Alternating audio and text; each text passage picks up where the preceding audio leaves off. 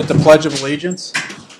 Pledge allegiance to the flag of the United States of America and to the republic for which it stands, one nation, under God, indivisible, with liberty and justice for all. Oh, I'm sorry, Delmas. I just talked to you. Sorry. Heavenly Father, we give you thanks for your steadfast love. Be with us in this meeting. We ask for your guidance. Also, we ask for your blessing on the meeting, your blessing on the ones that are here, and your blessing for our city Baldwin. Lord, grant wisdom, understanding as our city council navigates tonight's meeting. Dear Lord, we ask for your peace to reside here. Now, to our God and Father be the glory forever and ever. Now we'll say the Lord's Prayer. Our Father, which art in heaven, hallowed be thy name. Thy kingdom come, thy will be done, on earth as it is in heaven. Give us this day our daily bread. Forgive us our trespasses, as we forgive them who trespass against us.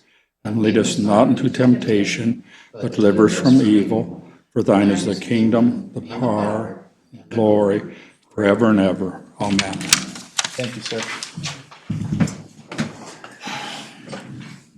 All right, I'm Tom Rush, filling in for Mayor Swanson, who could not make it tonight. So we'll start with additions and corrections to the agenda. I have a few, so I'll go first, and then I'll go around the table. So move this up. For the consent agenda, I'd like to approve permit 1 day temporary for Ridgewood Bay for date of 2/21, this coming Saturday. That's a liquor. And then the other one is to approve application gambling lights Chrysler Light Church on April 12th. And then under new business, letter H, I'd like to discuss code enforcements. Letter I, I'd like to discuss salary information for the employees from the League of Minnesota. And then letter J, discuss top ordinances, complaints to be on the websites of our social media.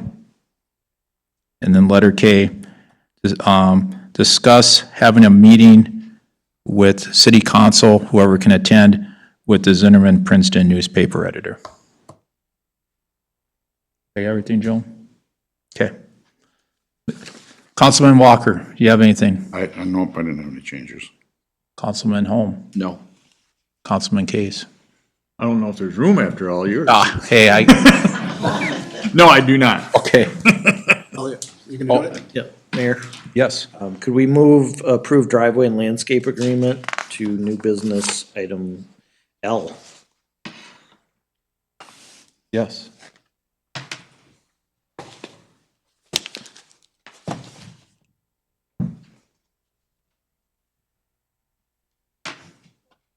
Okay, with that, I just need a motion to approve the consent, the agenda. I'll make a motion to approve that. Okay. Got a second? I'll second. All right. I got, You said actually to approve the, I mean, the agenda. consent agenda. Yeah, agenda. So I have a motion and a second. All those in favor, say by saying aye. Aye. Same sign. Motion carries. All right. So we got that, approval of that. Treasurer's report.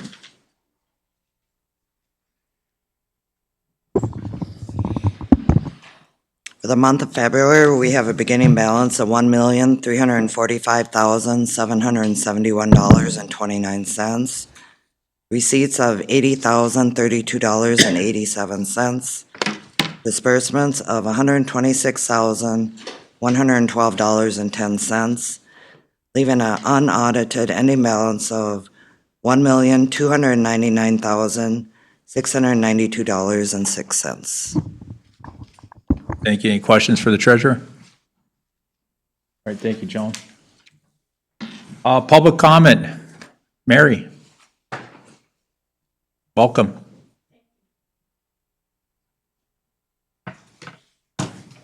Jeff.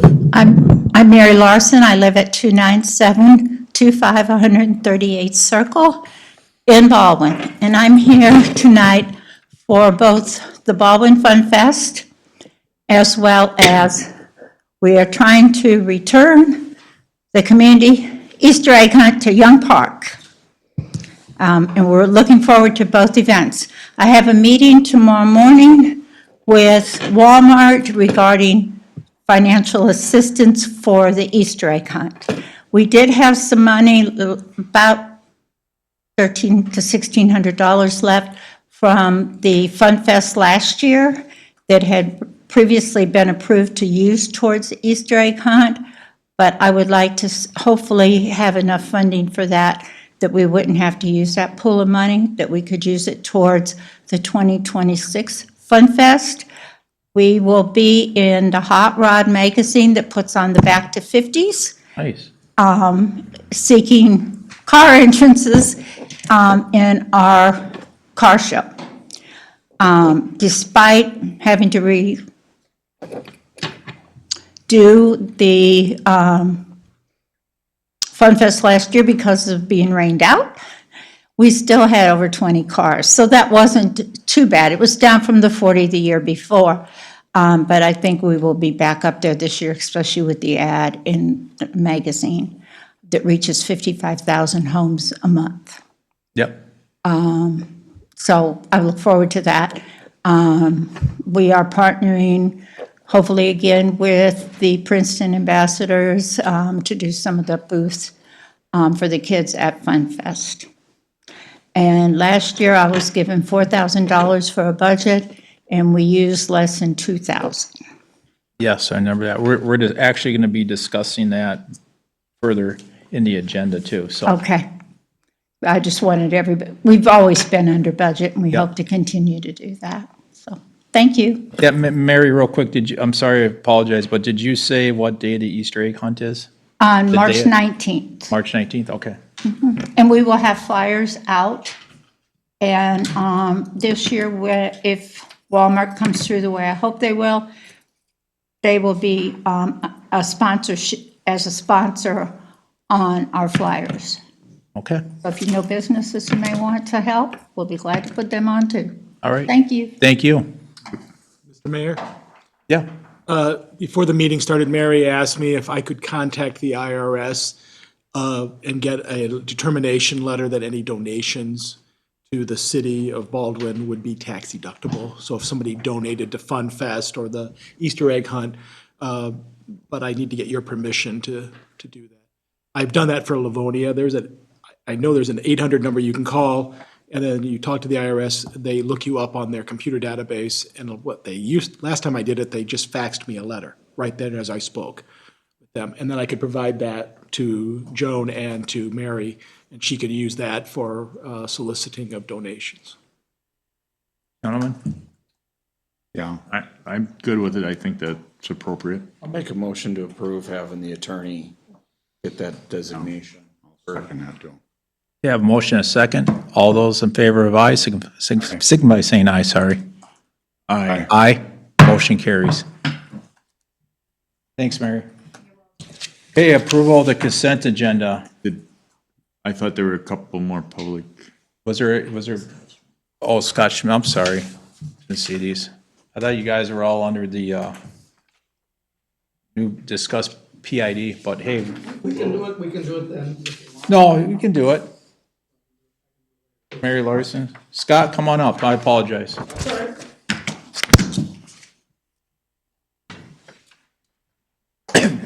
Scott Schmidt, 14215 285th Avenue. I'm here to give you an update on when you guys approved on September 8th this last year for me to clear cut the rest of our property that Steve and Hebe and I that own, plus the city property that's on 287th up to 287th. So by the grace of God, we were able to hit the date just right. January, the ice was not thick enough, and last Tuesday, I got a call from Ronnie Holdhouse, who's the contractor that does it, and he said we need to do it now because he was afraid that with the warm weather coming. So we went in and cut the rest of it on Wednesday, and we went back and hit all the other stuff too. So I would encourage anybody who hasn't been down there to go down and take a look at 287 to see how it looks now. It's just one more step in our process. We did do a test hole back in the one part of the pond last fall with the DNR. And so we're hoping to get that permit process going so that then we can clean that all out. But we will probably be back to the city to ask them then at that time probably for an easement across their portion of the property to get onto the lake. Okay. So, and part of that was we had discussed before about cleaning up the boat landing down there and maybe some park modifications for that area the city does own. So, but if anybody's got any questions, I'll be more than happy. Otherwise, I'll wait for the next group because I know they're coming up underneath the new business too, so. Anybody got any questions? Okay, Okay. thank you. All right, now the approval of the consent agenda. Come on, you- Motion to approve. Okay, have a motion, have a second? I'll second that. Have a motion, a second. All those in favor, signify by saying aye. Aye. Motion carries.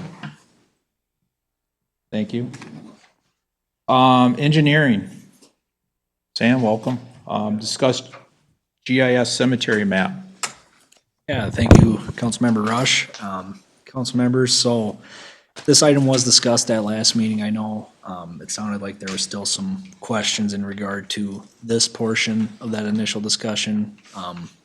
Who would be tasked with keeping the GIS map that was created for the cemetery map up to date? So from last meeting, we have completed the GIS cemetery map, but now the question is, who's gonna maintain keeping it up to date? So provided some additional pricing to the options that were provided last meeting. So essentially the two options are Hawkinson Anderson keeps track of maintaining and updating it. So about, we estimated probably be a half hour of work per lot update. And that would just be at our normal billing rates at whichever employee works on it. Option two would be if the city were to handle the updates on their end and kind of provided some ballpark values of what the GIS software would cost. So they vary quite a bit, but in talking with specialists at my office, option one is kind of where it'd be a more simpler GIS use where you could kind of make simple edits to existing maps and such like that. So we would estimate that cost to be around $500 to $1,000 annually, and that's just for the subscription. So this wouldn't include any kind of onboarding training that I'm sure the GIS services could provide any training, but I don't have any of that information provided. This is just for, again, the software itself. Option two is kind of the software we pay for. So if the city were to wanted to get a better, use GIS a lot more in their day-to-day, there's plenty of things for creating maps and such. That would be a more expensive option. Again, that would be a little overkill for updating something such as the cemetery map, but provide the options we're familiar with. And again, these are just ballpark values. We would recommend the city reach out to Esri is the GIS company call that we use, so they can provide better information on which software specifically would be best for Baldwin, but these are kind of a starting point.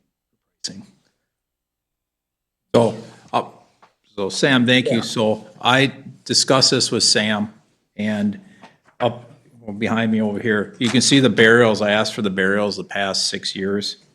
I recommend, this is just me, you guys can chime in. The hours to do this, the cost would be like $64 to $67.50 per lot for them to update. So I think we do this, if you want to look, I have it right here if you want to, okay. But I recommend doing this once a year because with the staff, we have to buy the membership. And then we also going to have, GIS it's complicated. I majored in that many moons ago, and it's a lot to learn. And for the staff here, I think it's easier for Hawkins and Anderson to do it once a year and then take that rate. And I think that rate, since the cemetery, is self-sustaining, with the lot selling, I think we just add that in the lot price. To whatever they want, it's $64 to $67. Again, I do, just for transparency and being clear, that is the rates as of now, but our rates do change once in a while, so if that cost is varied to change, but So that would be under option one, is what you're talking about. Okay. The question, and you may not have all the information, what other, you talked about using it for making maps for other things within the city. If we did the option two, what other things can we use it for? yeah, And so that's what I'd like to know. Emergency services. I Yeah. would like to know that too. Yeah, I would like to know if there, because if it's $1,500 more a year to have something that is able to do a lot more stuff and our staff can do a lot more, including, public works, clerk staff, the fire department. I think that might be something, if you could find out all the other things we may be able to do with that, or What we could do, we could plot out where all the containers are. And then have but you mean those 900 that I have seen Yeah. less than 30, and I get around here a lot, so we're not, that's a different discussion. I wasn't about that, I'm just saying, Yeah, that's one thing, I mean, complaints or Yeah, ordinance you issues. could do that. I'm just trying to, let's get that, we get that information, if you, and maybe on a different meeting, Yeah, actually have the. You can use it for, I know, emergency services mapping. You can use it for planning and zoning. You can use it for a lot of stuff. My concern is just the training portion of it, the time for them to learn it. And I understand that's gonna be something, but I also understand that as we get more population, at some point, we're gonna end up having, if we're keep contracting out all that all the time, we're delaying that service, and that's why. I'm just trying to find Yeah. out what we can do. Dan, do other municipalities, like city administrator or somebody use that in GIS? It's typically done by either the engineering department staff or community development department staff. So like the arrangement here is like, basically if I have a map like the ones that we had at the planning commission last week with the lots less than 5 acres, Hawkinson prepared that. Okay. City of Otsego does the same thing. They don't do it in-house because it is fairly specialized. So it's kind of within those typical disciplines, and then, it's just a part of the work that's done. So it's not even really a full-time job. So it just naturally fits somewhere between planning and engineering. Okay. I can add a little on to, some of our clients do have specialists that do GIS work, and they do things such as the GIS shows the entire city, and it shows the water main that's in there, the sanitary maps. They can even provide links. If you click on that, it can give you the plan set that was installed in. So there's a lot of useful things that can be done with it. Again, it does require speciality or training.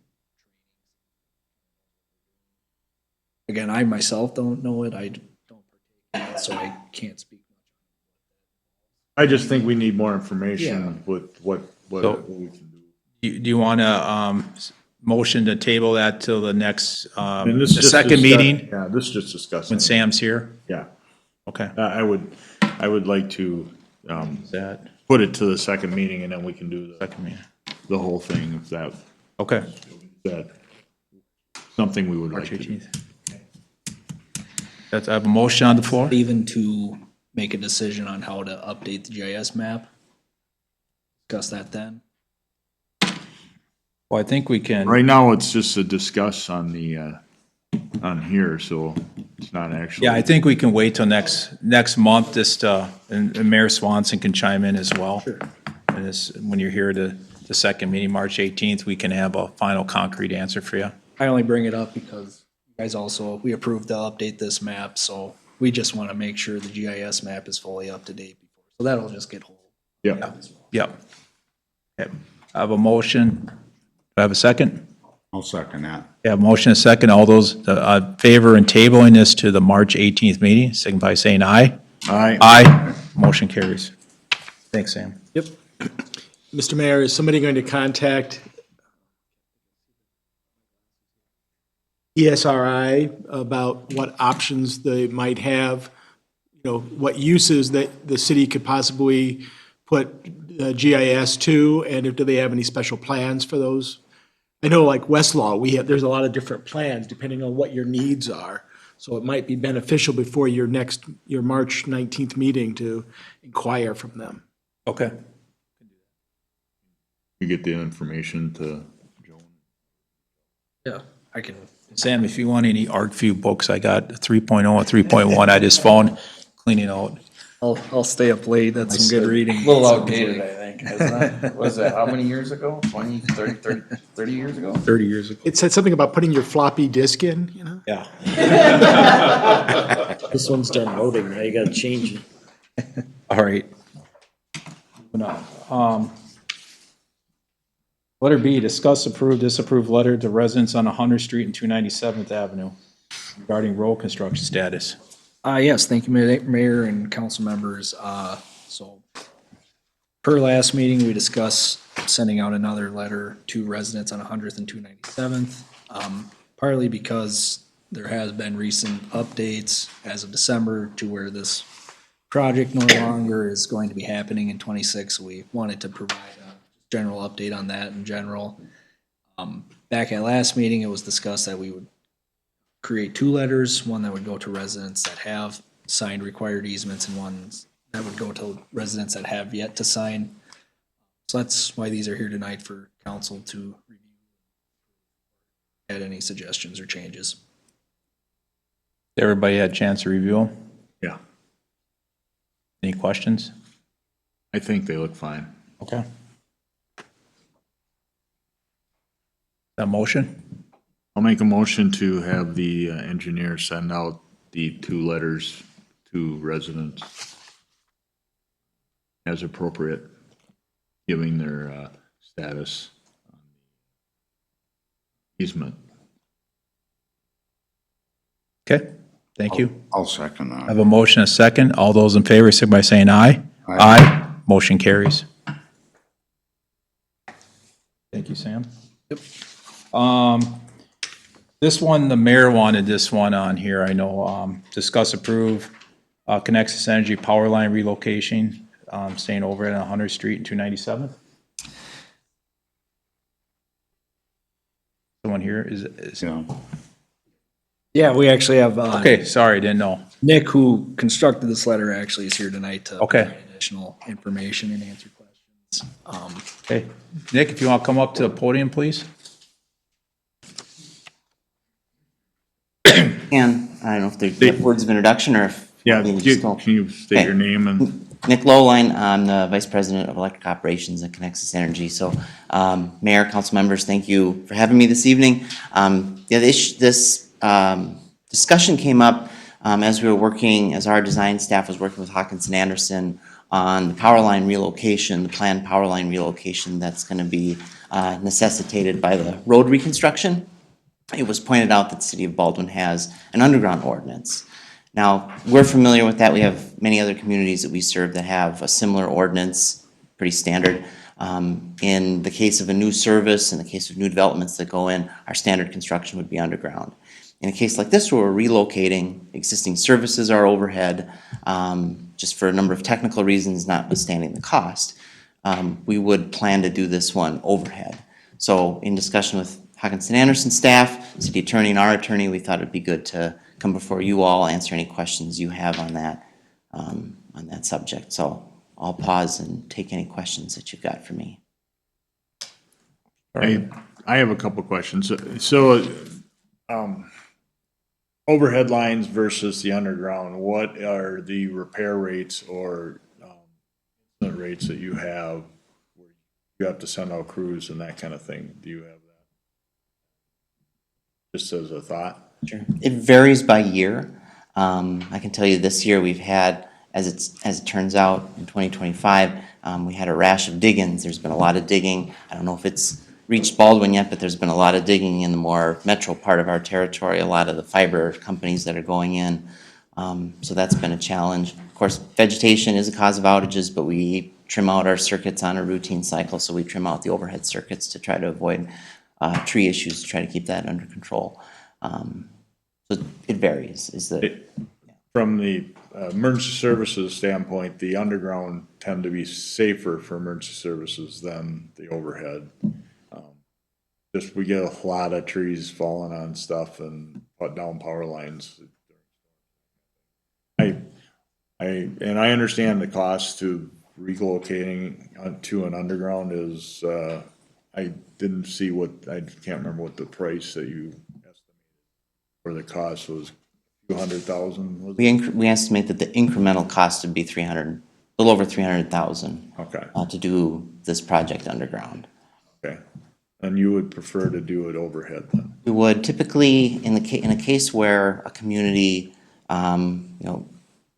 requests us to go underground, where overhead would be, our optimal choice, we would generally look for reimbursement for that incremental cost.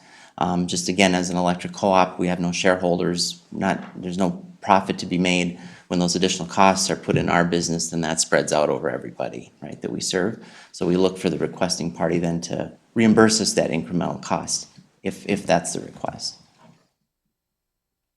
Since this is a delayed project anyway, I think we can discuss this further, but understanding what that is. Yeah. That was my thought. I just wanted to get some background as to the reason. Yeah, the underground, of course, in addition to, along a route like this where a lot of the existing services are overhead, it doesn't necessarily solve all those problems because you put in the underground and then there needs to be a way to rise up, right? Unless people are going to convert their services, which a lot of that is their own equipment. So that's cost people don't want to bear. So now we're talking about either poles in the right of way, in the easement, or on private property for all these landowners along the way, right? To rise up and feed the overhead. That's a technical challenge and an irritant for the property owners. Then the underground, 3 to 4 feet deep, becomes tougher to tap into if we need to, if new services come in. So of course, this is a fairly rural area, so there'll be subdivisions, other things that might happen. Is we need to dig that up and tap into it. That could, that'll be, outages and additional expense. So Aesthetically, having underground looks nicer. So. Some people don't like the green cabinets either, but Yeah, I understand I know. what you're saying. So, yeah. Jeff, you got anything? I don't have an issue with it. Al? Yeah. I don't have anything. I agree. So, Again, and this is here tonight because of that ordinance, we probably would need an exception from council to. We would need a motion from the council, something in the record, so we can have clear direction as the engineering plans and Connexus does their work, that there is going to be the need to relocate. yeah. They understand that. We can't get around that given the requirements that we have to comply with, but they would request that you entertain a motion to allow for the relocation without undergrounding. Yeah. Do you want the full council to vote on that or comfortable with it? Come if. Yeah. If that council member was here or not.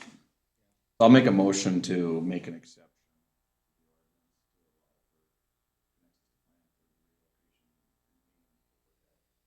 On the 100th Street.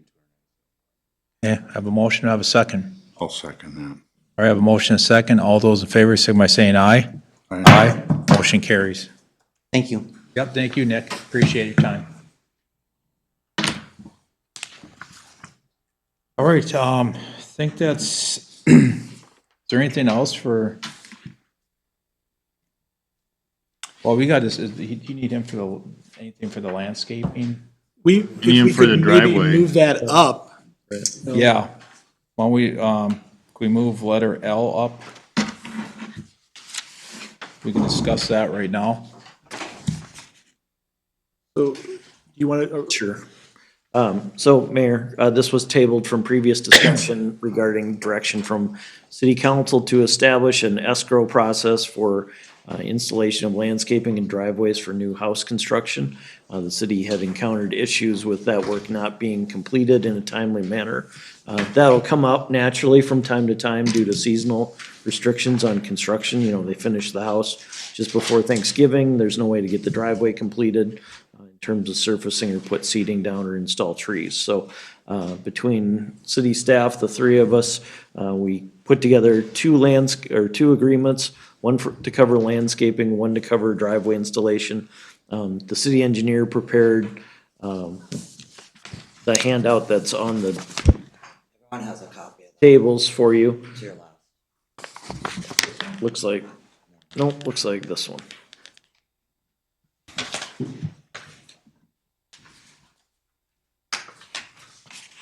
Oh, here it is, sorry, I got it. All right, so there's two different charges potentially for driveway escrows. One before April 3rd of '23, which is everything that basically they had to pave within the right-of-way to the existing street. So the city engineer put together cost estimates for the grading, the culvert, the paving, and then the restoration of that for a total of approximately $8,500. Typically with a security type agreement, you have a 125% overage just to cover any administrative costs if the city takes over and needs to complete the improvement. For the lots after April 2023, you'll notice the highlight, the pavement is significantly more because it needs to be paved at least 50 feet into the property. So that increases the total cost to just under $12,000. Then for the landscaping, for the lots after April 23, there would be a 2 trees per acre requirement, so a minimum charge of $1,300 per lot. Grading restoration based on a 2.5 acre lot is approximately $6,500, so just under $8,000 for that. As we're discussing this agreement, staff is concerned that obviously these are some pretty big numbers that are being talked about, and either having pushback from builders, or if they're sending the homeowner in to execute this agreement before closing on the house in order to ensure completion of the project. Again, this is money directly out of their pocket. So we wanted to bring this back for discussion and direction from the council as to what we should set these numbers at. Obviously, the intent here is to incentivize completion of the required improvements as part of the construction. The city attorney can describe how ultimately the city has the ability to go in and assess and complete the work and assess the charges for that if it were to come to that. In most cases, I have not seen that happen. So it's possible the council can reduce these total numbers, either starting just by leaving off the 125% overage, just so that it's equal to the amount of the improvements, or some fraction there of the improvements itself. For example, cities we work for will charge a $5,000 escrow for the driveway and $2,000 escrow for the grading and landscaping as a means to ensure completion of that. So if you look at it from that standpoint, you're at least covering the pavement part. When it's a seasonal issue with completing it, it's most likely the pavement that hasn't been done. Everything else has been completed. So then we're really getting at the heart of the matter with that amount. And again, incentivizing that completion. And thank you, Dan. This was discussed among the planning commission as well. Correct. They're They support the idea of having the escrow in place to ensure that this is completed consistent with the requirements of the town or the city's ordinances. Did they have any opinion on the actual? They didn't.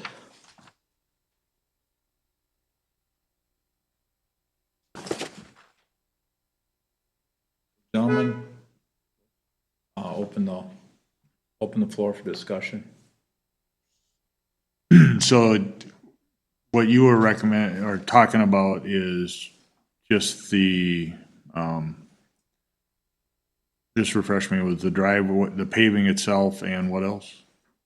We'd recommend setting a amount just for the pavement, so you could set it at $5,000 would probably cover it for the driveway, and then for the landscaping, $2,000 escrow. Okay, so then you're talking 7,000 instead of the 20 to 21, yeah. instead of what that was 15,000 on there. Mm-hmm. Okay. These agreements only need to be put in place when it comes to, let's say I have this all done before closing anyways. So this is just that tool to use in the wintertime when they can't get it done. Cities that So have. it doesn't need to be executed in July. Right. Cities that have greater volume will just require it up front to ensure that it's done. Based on the number of permits here, we can probably suffice with doing it on a case-by-case basis and just, if it's getting close and they're asking for, starting to get close to completing construction, we know a closing's coming, have this signed before the city will sign off on the closing. The one issue we're trying to avoid is the prior ones that happened, they were requesting their CO, and we technically can't withhold a CO for a zoning issue. So we're trying to keep the two separate as possible. We have it on here to approve this? It was on, as approved. It was in the agenda as a consent agenda item. Yeah. We asked as staff to move it out so that we could have this discussion. I'm gonna make a motion, and I'm gonna go with the approval and have it be require 5,000 for the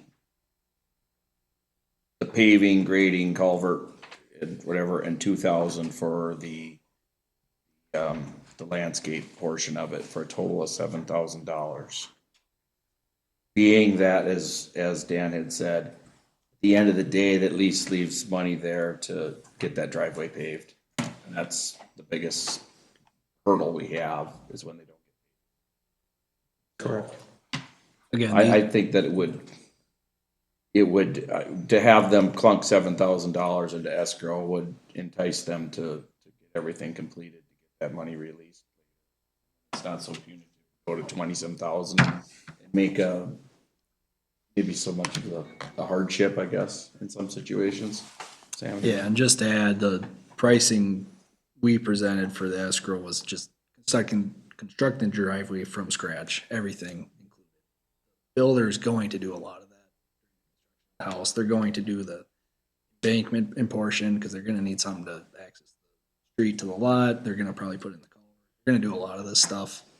Really, it's more so the paving, which we really look more towards as an escrow. And Mr. Mayor, in addition to the escrow funds, in the terms of the contract, the escrow agreement that we would require the property owner to sign, we also have the ability to go into court and they have to pay attorney's fees. We have the ability to assess their property and they waive any assessment appeal. And so there's, in addition to the escrow, there's about three other, if there's a violation or default under the terms of the agreement, there's other ways for the city to kind of be made whole if we incur cost. It doesn't mean you have to go out and finish the driveway, but if we did go out and finish the driveway, then how would we get paid for it? And this way, we at least have a contractual right to put that on their property taxes. And for a few extra $1,000 to finish a driveway, I don't think somebody's going to let their Durango tax forfeit. I'll second that motion. Okay. Al, do you have any discussion, or are you good? Nope, I think the 5 and the 2 is pretty appropriate. Okay, have a motion and a second to go ahead and approve Mr. Holm, the 5 and the 2,000. All those in favor, signify by saying aye. Aye. Aye. Motion carries. Thank you for doing that, working that agreement. Scratch that off. Oh,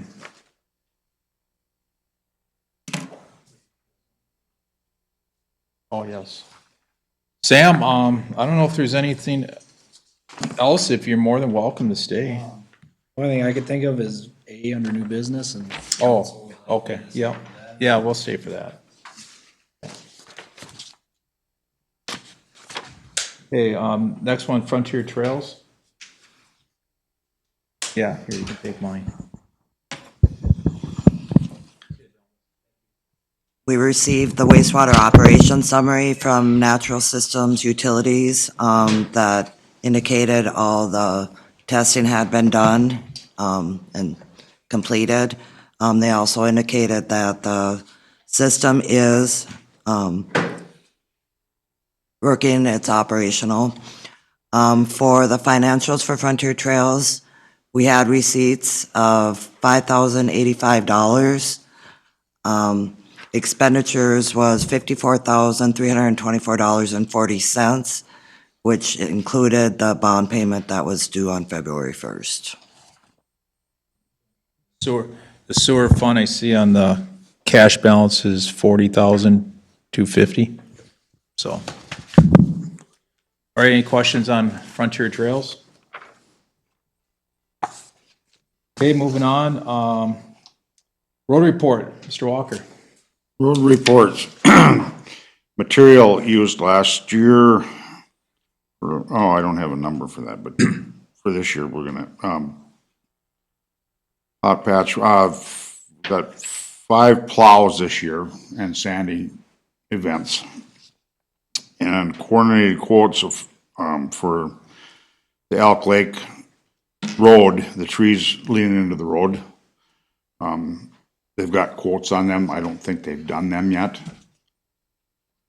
And then, they've ordered salt, so we've had a delivery of salt for the roads.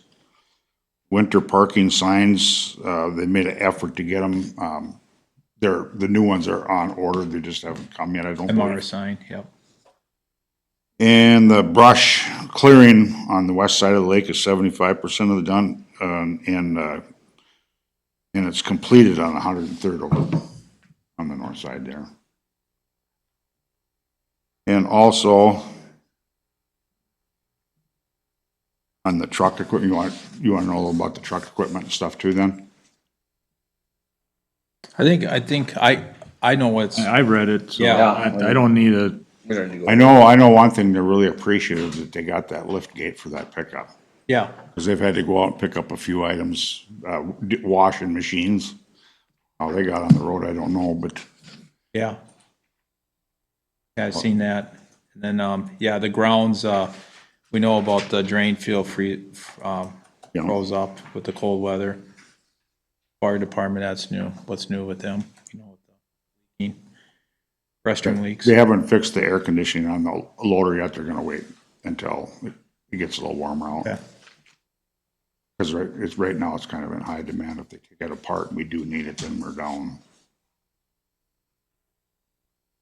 And then also, just to let you know, that right rear wheel is leaking on the loader, on the case.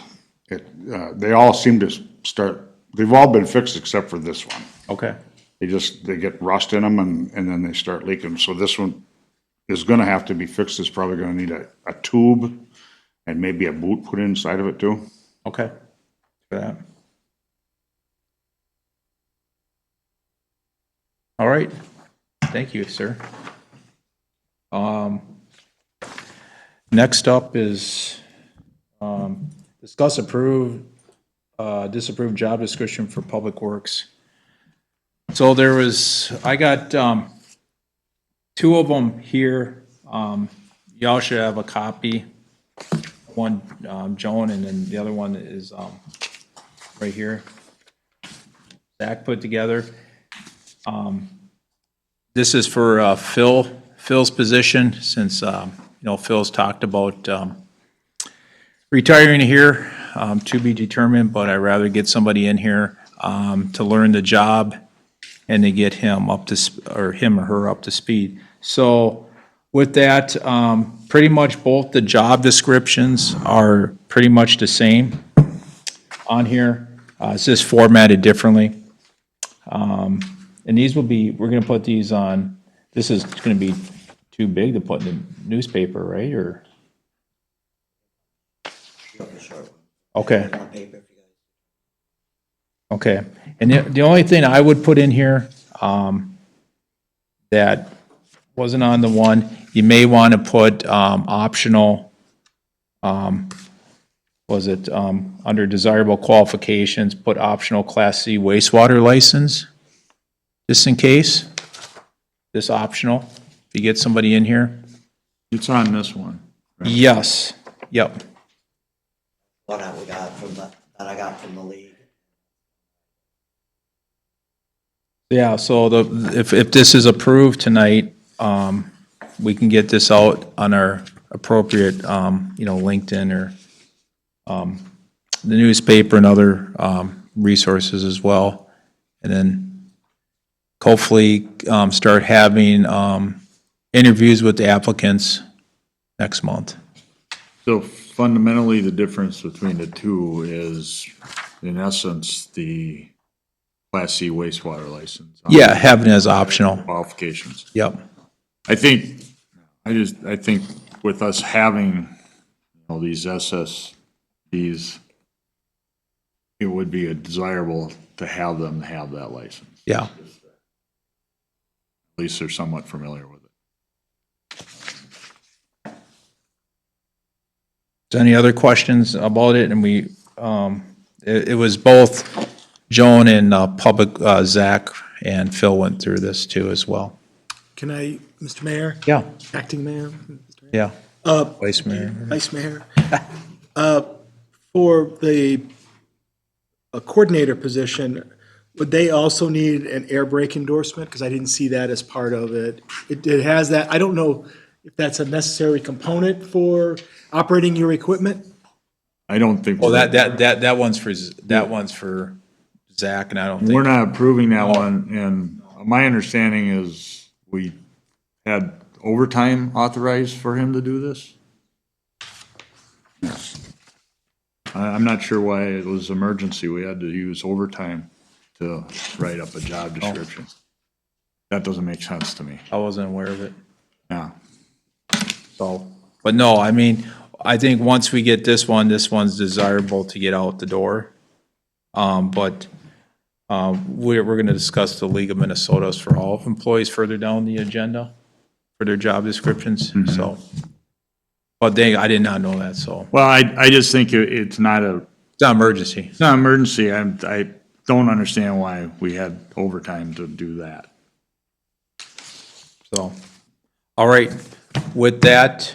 These are minor things, so I can just talk to Joan about it tomorrow and just add, Tweaking it? Well, it's tweaking it because some of you're having, this coordinator position will be sort of a working foreman. You're not excluding them from going out and doing the physical labor. So I want to just make sure that all the same physical labor requirements that were in the the first one also coordinates into that coordinator position, just so we're there. And then again, I still didn't get, is there a need for an air brake endorsement? I mean, I would. You have it you have it in one, but you don't have it in the other. It should probably be I in think both it of should, them. and it should either have one or obtain one with. Yeah. Right, okay. Okay, That was the only questions that I had. So these are minor changes, Okay. but I will work with Joan tomorrow on that. The two that you have that were in the general packet were the ones that Al and Zach worked on. I just need the city council to probably make a motion if they want that Class C wastewater job description and what exactly. I didn't see that in the ones that I, Wasn't in the packet. Wasn't sure if that should go in the packet because it was something I did on Thursday and then on Friday, Zach. The other two. Just from my point of view, are we approving this one? Phil's position, Talking about Phil's position, Phil's. yes. Phil's position, but we've got two of Phil's positions. I want to make sure which one we're approving here. Yeah, and like I said, I agree with you that the class, if it's this one. I just add those two things with the air brake and then the Class C, yes. Or Class B. Class C it is, So the Class Class C C operator desired. Yeah, desired, it's yeah. a desired, required. not required, just Yeah. desired. Yep, correct. in any motion I would, because I haven't seen this, so if you could make a motion contingent on attorney review. I'll make a motion to approve this one upon attorney's review for the Public Works Maintenance job description. Okay. Do I have a second? I'll second that. You have a motion and a second. All those in favor say by saying aye. Aye. Motion carries. Bob, work with Joan. Send that to you. No problem. All right, under table items, we're gonna have to, table this one. I think this was Andy, right? If you want to table this to do you want to do it the first or the second? Did he give a date that he would? He did. Okay. You want to push it to the March 18th meeting then? I would agree to push it to the March 18th, and we're not, I don't believe we're in any rush to get this done. And I think, And then letter B as well. So we got two if you want to table to the March 18th. Are we under the table A and B? let's table A and B to the March 18th meeting. Okay. Have a motion. Do I have a second? I'll second that. Yeah, motion is second. All those in favor, signify by saying aye. Aye. Aye. Motion carries. All right, letter C, discuss, approve, disapprove, iPause, text my gov alerts. Mr. Case. That's the alert system. Joan, can you fill in a little bit the background at this point?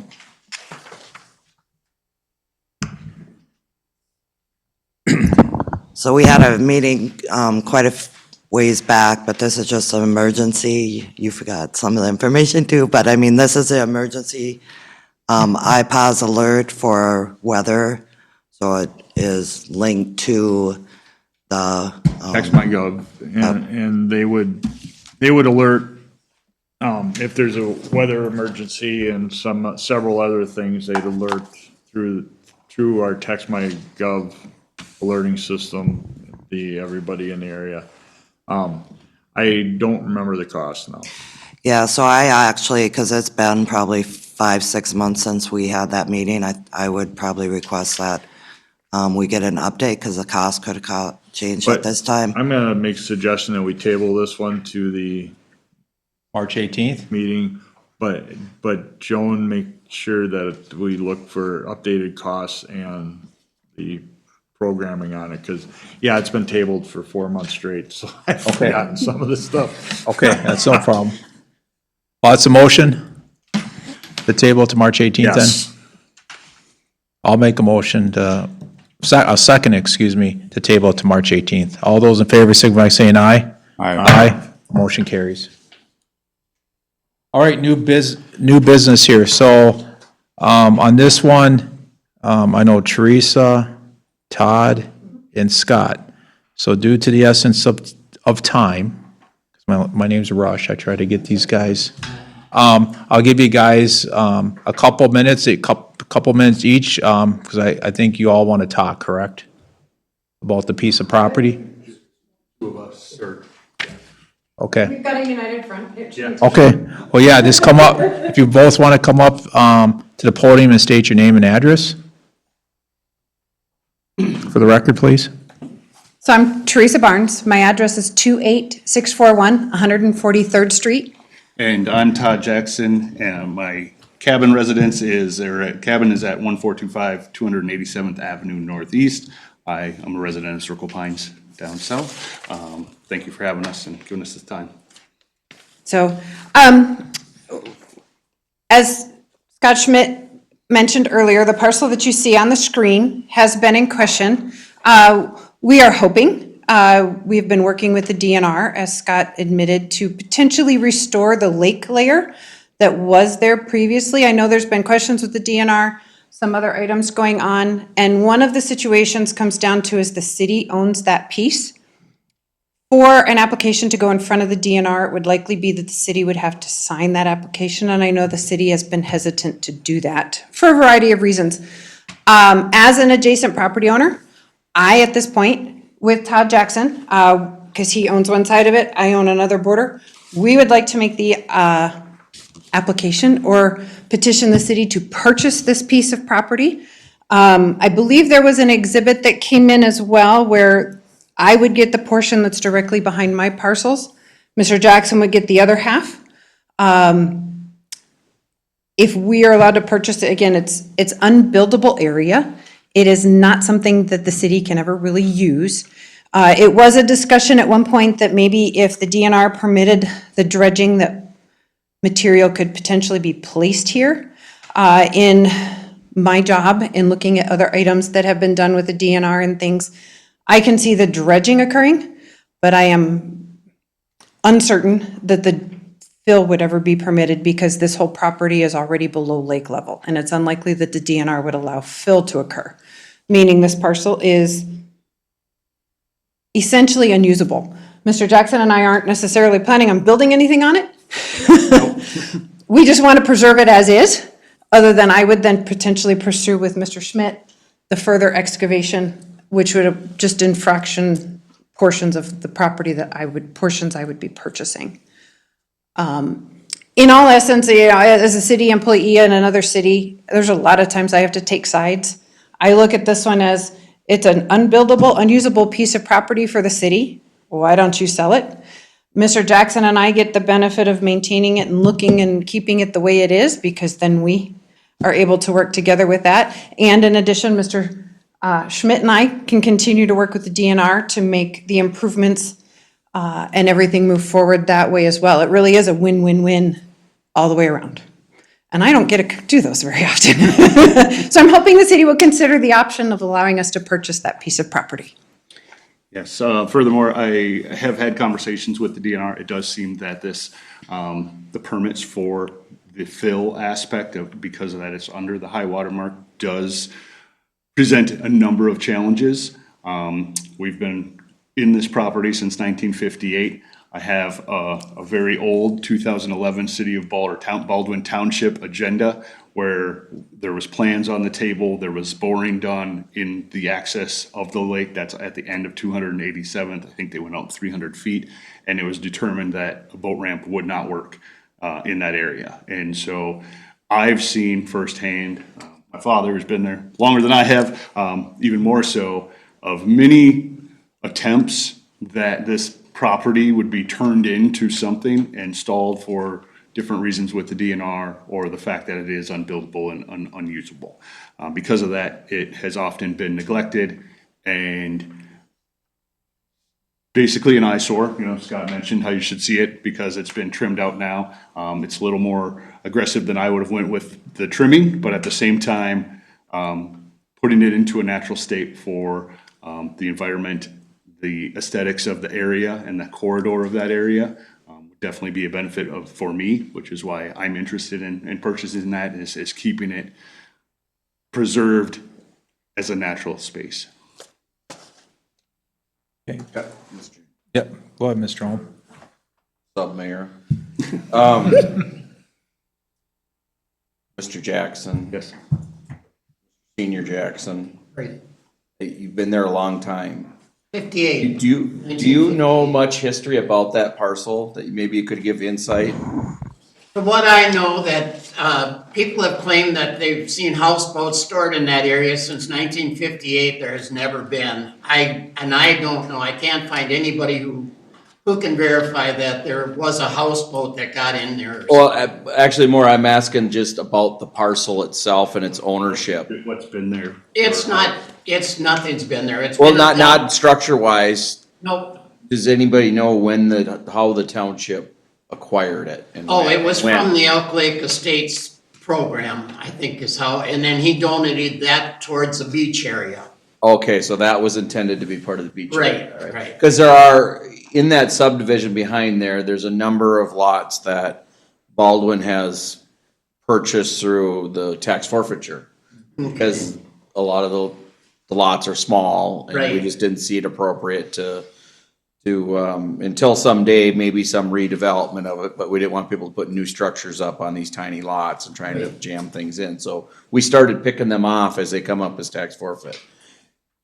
So what you know is that parcel was dedicated for a beach at one time and has never seen that use over all this time. Never. So, Mr. Mayor, I think that it would be appropriate to instruct our attorney to look into how we acquired, for sure, what actual documentation we have, how we acquired the land, and what options we even have. You're requesting, if it could be put up for sale, you would be two parties that would be interested in it. I think we would have to make it available to Everyone. everyone, but you have more vested interest in why, you know, and be knowing that, it would have challenges to anyone else who thinks they're gonna do something there. It's unlikely that you're gonna have a bidding war for it. But I also would agree with your assessment about putting spoils on top of the land there. Usually in any situations, they want that far away from the wetland. And so that little notion of building up a park there is probably far-fetched. So I think I would like to, Mr. Case has got something. I'm just saying, my last statement on my moment here is that I'd like to have the attorney look into it and see what's feasible in regards to the kind of request we have in front of us, because we don't have enough information now to make any kind of action other than to have Bob get the history on the place and what rights we have to hold it, sell it, et cetera. I do have the name of the developer. I don't know if I could send it to somebody. No, we would have to go back. The council member's correct. We have to, Or before not the we can. developer, the one who plotted all the land out. and Right, stuff. what we have to do is go back to how I did we see. acquire an interest in the property? Because if it was dedicated to us, we have to look at that dedication language. Is there any restrictions on it? When a government accepts if it was donated, we have to do that in writing, and we have to live up to the terms of those, unless I can find a way over time, like the Marketable Title Act or something that waived those requirements. So that if you are interested in possibly selling this property, that is the first step, is I have to go back and look at how the chain of title, how we got it. And we can get that from the recorder's office, 'cause using your password, we can get the deeds and stuff. The other thing we have to look at is, this may be a question when we're working with Joan, is unless it's clear that somebody donated it to us, how did we acquire it with financing? If it was used with any sort of, because this is around water and stuff, if it was used with any sort of state funding to acquire it through a grant proceed or something, I have another community where they got in trouble because they sold it to somebody and they didn't have a legal basis for doing it. State law says no, if you acquired it using grant proceeds from a bonding bill, which is how the state gave them the money, you have to hold that, and they have a contract that says in perpetuity. So we just got to go back and look at it. But if this is something that you guys desire to even consider. Mr. Case. I'm just wondering where your properties are on putting the Baldwin property. So See where the wetland, the water line is in that property? That goes back to Teresa. Yep, Teresa's those farm. two pieces that Tom is pointing out are mine, and then, That one is actually yours, right? Because it's Tommy's and then. no, so Tommy has two, and then I have two. So my two properties, No, that's Tom, that's, oh yes, I have that big one there, Yep. correct. yeah. And then my property or our property is just on the other side of 287th on the lakefront there, So you, up to the right. 287th would divide your property. Correct, yep. It wouldn't necessarily be an adjacent piece for me. It would be, And Mine would be directly adjacent, and I would be looking at combining them all into one lot, so that I'm not trying to create a landlocked parcel. It would make all one great big parcel all together, so that it still has right-of-way frontage. Does the property owner north of you there had said anything in regards to this? he's actually been indisposed most of the winter with some health concerns and issues, so we haven't been able to have that conversation with him. We're close to him and have a relationship. He's not expressed any interest in the conversations with Scott or anyone else about that purchase, and I don't believe he was necessarily involved at this point with your project or with the project that was being done. Okay, just curious. And I think we need to go to the bullpen on this one. I would ask Lester too, if he knows anything. Yeah, I mean, they have He's a town historian, so if he knows anything. maybe that's a job for you then. Yeah, hopefully I'll see him tomorrow. So, all right. I'll make a motion to have Mr. Rupy look into the origins and the legal title that we have to it. And Or at your March 18th meeting. yes, that's my motion. Do I have a second? Yeah, I'll second that. I have a motion and a second. All those in favor say by saying aye. Aye. Motion carries. Everybody? Thank you. Thank you very much. All right, discuss newsletter for April. This one, from April to June, I was talking to Joan, and since we got the newspaper, the Zinnerman Princeton today with Steve Coughlin, the question is, do we want to go ahead and do it? Right? We want the newsletter, because with the newspaper, with what we approved last meeting was, is that we're going to meet with the editor, Steve, to go over what we would like to be in there. That's further down on the agenda. But if we're going to send that out, do you want to send a newsletter as well? Because that was planning, he's planning to do this in April, right? Steve? Too? I would say around that timeframe, depending on, you know. I would say around that timeframe, depending on, you know, what stories we're looking for and the amount of time, but I don't think it would be, you know, a lot of time to get the content together. We'll talk about that more down that, when we get to that agenda item, but, you know, we would have to solicit along with the city council and city hall to sell ads to offset the cost of the ad or the newspaper insert. Question here. Discuss newsletter for April. So are you asking just if we're gonna continue with the regular newsletter? Correct. And my answer to that is I think you should, because I think people that have come to rely on seeing it on a normal basis, getting it electronically, opposed to this is gonna be a part of a paper insert that comes in mail. A lot of people might not ever even look at it, might just go straight to the garbage. And we don't have a lot of cost into the current newsletter. So I think to start out, I think we should continue doing our newsletter. We could pare it down a little bit, you know, and utilize the paper insert as another way to get other information out. Yeah, I think electronically doesn't cost us anything anyway, so Okay. get that, doing that. How many do we actually send out via mail? Like 90? 50, okay, 30? 30 or 50? 30. 30.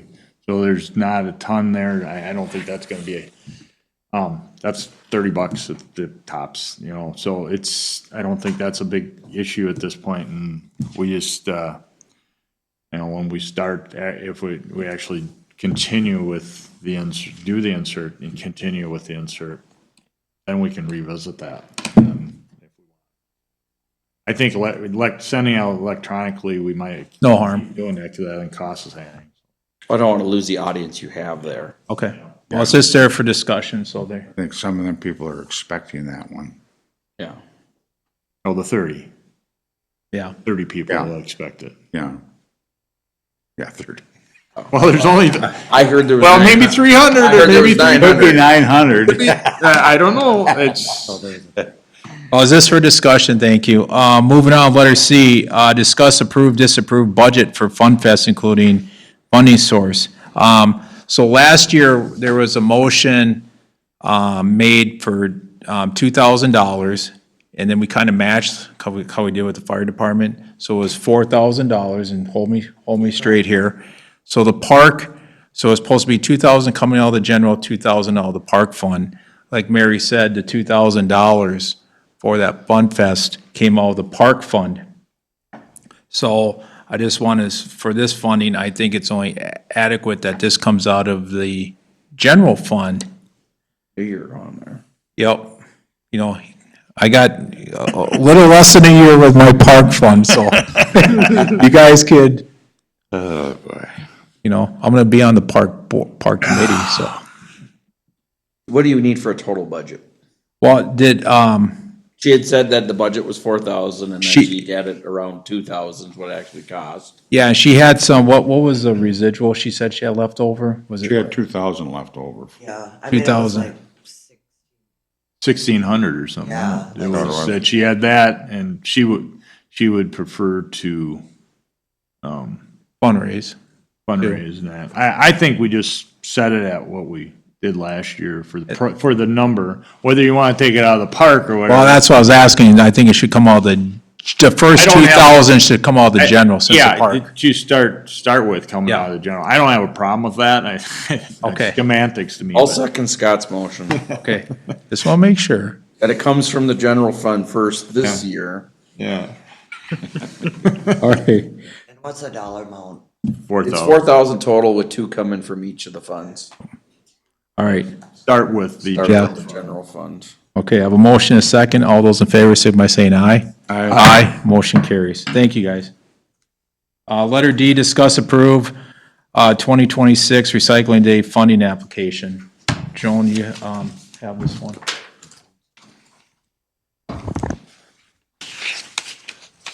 And what, cleanup day is it the first week of May, correct? Yeah, where is it here? Second. Yeah, May 2nd, and the reason why we're doing that is our vendor Jim's is gonna be doing Livonia, so it'll be better scales of the economy. The amount is 8,900. We were able to get a little bit more last year from Commissioner Schumacher on that.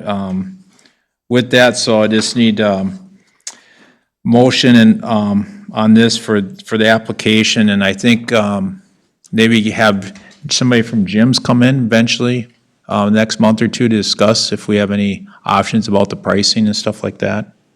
I know. I'll make a motion to approve the recycling funding. Second. Have motion and second. All those in favor, signify by saying aye. Aye. Motion carries. You sign this?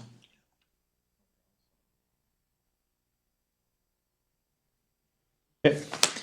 Letter E, discuss approved letter for unsigned encroachment agreement. Mr. Rupi. Mr. Acting Mayor, members of the council, you have in your packet a sample letter of, there is approximately 8 residents that never responded. They came, asked if they could keep the obstructions within the road right-of-way. The council met with them here in this chamber, told them that they would be willing to allow some of the obstructions, but some things had to be removed, other things could stay, and they had to agree to sign a license agreement or encroachment agreement with the city.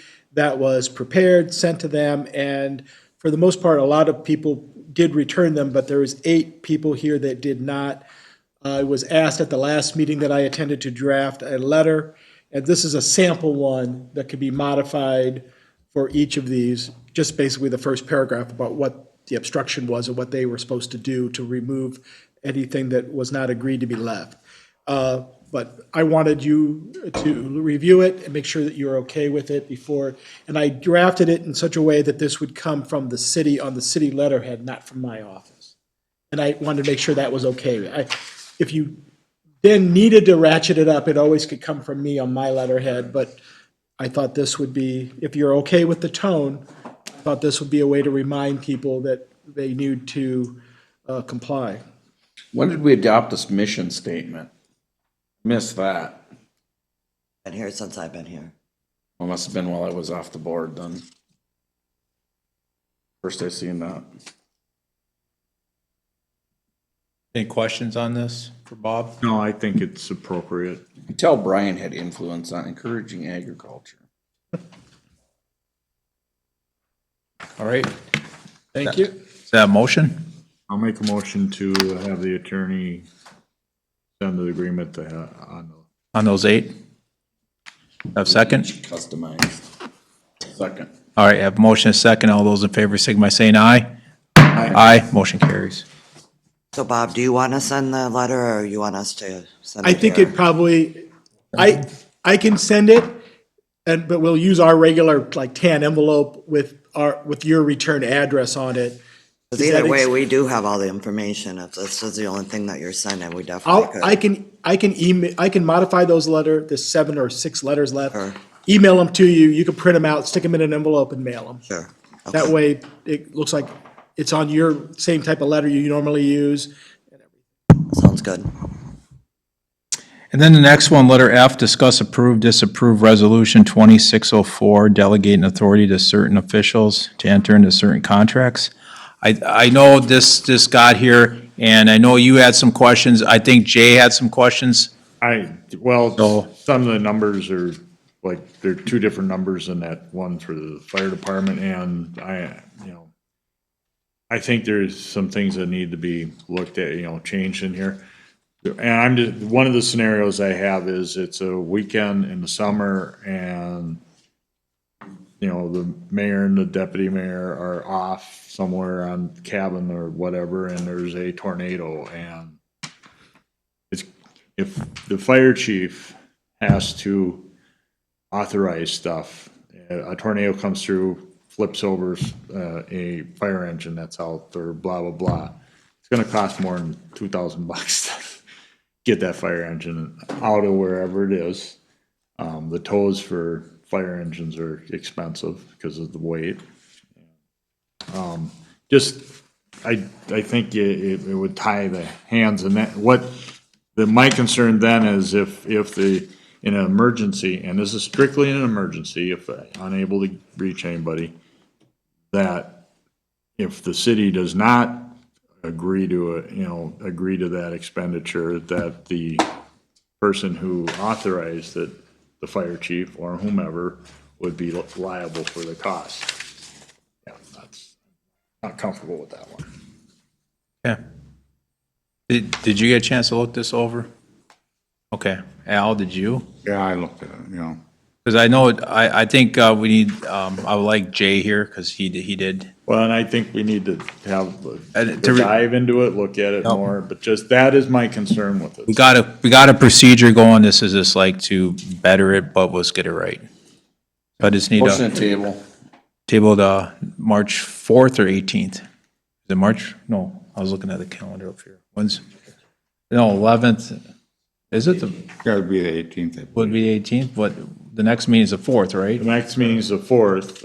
I don't see any reason we couldn't do it on the 4th if But one on the 18th? everybody actually looks at it before the 4th. No. Which meeting, Jeff? 4th or 8th? 18th? 4th is fine. Okay. So I know that J2 wanted maybe more of a definition of an emergency, in there too. So Bob, I don't know if you want to, What I did on this, everyone, is I took your notes from the meeting of November 17th, and I took notes as everybody discussed this, and then I used that to draft this. So this came from sort of what I understood, what? Kind of like the Albertville one we were going through that time. No, this is different, because Albertville was more of a buying stuff, and it was more of a general policy. This was more to where you were delegated so much for the fire department, between meetings, basically. And so what this is, delegating the city council's authority and certain city officials to enter into certain contracts for up to a certain dollar amount. And so this was based on the conversations you had back in November, and this was the upshot of that. And it is easier to see this in writing now than just to talk about it as a general concept. But this is although it was drafted back in November, this is coming before you now. And I think it does merit some discussion amongst yourselves, and then if you want to change this, I can clearly modify this and make it very clear about what the authority is.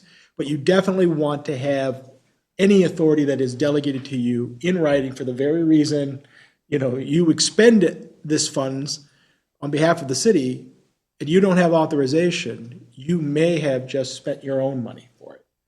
Now, most communities, I'll tell you, I've had city councils and town boards talk about letting somebody hang out to dry, but I've never seen that. Usually they retroactively approve it. And that's how we do it. But this is something a little bit more proactive. And my concern is that, we had the natural gas emergency where all of a sudden we had 100 homes that the gas got shut off and they needed heaters. And if CenterPoint hadn't been up here right away, and it was a gas company's issues, but if they hadn't been up here right away, what's happening with homes? They needed heat quickly, and where's your, that kind of thing. It's just, if we're unable, even in between meetings, with the fire chief talking to the deputy mayor or the mayor, that's just a authorization without the full council. I have concerns with those situations, and there's lots of different situations that could come up where we have a dangerous structure and we need to get it knocked down, and I don't have the maintenance equipment. It would not be what we could use. We need something different, and those things cost. What do you do? Those kind of, you certainly got to have documentation, certainly have to have justification, all that kind of thing. But I have a little concern with hanging, us out to dry in emergency situations. So why don't we go ahead and everybody review it? I know you have, but give it some time, Mr. Holm, myself, to review this. And then when the mayor, because he has some, like you said, for the emergency portion, we got a motion to I was table. tabling it because Jay's not here and he's Yeah. not every input. That's not because I didn't have time Yeah. to review it. Not here. Okay, March 4th then. Have a motion of, Al, did you second it? I'll second that. Have a motion and second to table it to March 4th meeting. All those in favor, say by saying aye. Aye. Aye. Motion carries. All right. Discuss approve, disapprove charitable gambling license. This was $100. You want to chime in on this? So we've been getting, gambling licenses for Chrysler Light Church and Knights of Columbus. And it's usually one-day events for raffles, that type of scenario. And I would like Bob to kind of talk on this too. So far, the only ones that we've gotten is Chrysler Light Church and Knights of Columbus, but Bob indicated that with city council approval, we could waive them that $100 gambling cost because it's charitable. Is that something that you want to do ongoing, or is that something that it would be case by case, so every application would come before the city council?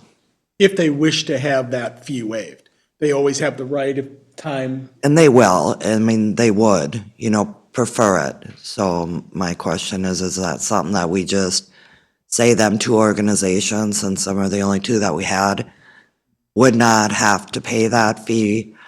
Or would we have to bring each application to the city council to make a decision? Up for discussion. How about a lowered fee for one-day events? Or you could have a lower fee, or you could just say no fee for 1 day. Up to you. You have control over your fee ordinance. We just need to know what your pleasure is. If you want to keep that in place, you also have the ability to waive. I would prefer to go with a lower fee, like say $15 for 1 day. So they still got to come get the permit. It's a little bit of cost to. They still have to get the permit. Yeah, right, but I'm saying it covers a little bit of the cost. It's helping $100 takes a chunk out of their 1 day event, right? I think that's what you're driving at. So it's charitable, so it's for. So is the pull tabs is charitable at the bar. It's charitable gambling. All of it's charitable gambling, but it's an ongoing operation going all year round and has all these requirements that go with it. This is just a 1 day event, so I would suggest that we go to a $15 1 day fee. Okay, is that motion? Yeah, that's a motion. Any further discussion? Travis? So would that be a separate line in having a 1 day fee? Yes. And then the rest would sit with if you're getting a permit for charitable gambling. Annual. Would be, if it's not for 1 day, it would still be $100, right? Yeah. Yeah. You would just have another line item breaking that out for 1 day event. Okay. And then $15. Quick ask, donation and net profits 10%, where's that 10% going?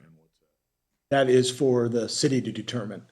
Okay, As part of your ordinance, you require, like on the pull tabs and stuff, that they basically, you receive some of those funds. There's still some restrictions on where, in the area where you can use it, but that is a source of revenue for the city. and that's just because I know other cities have done it where they'd use that 10% to help buy equipment for fire department, emergency services, things like that, or other things. And that, I just wanted, because we got it there, but we have never designated what we're doing with that money that it may come in.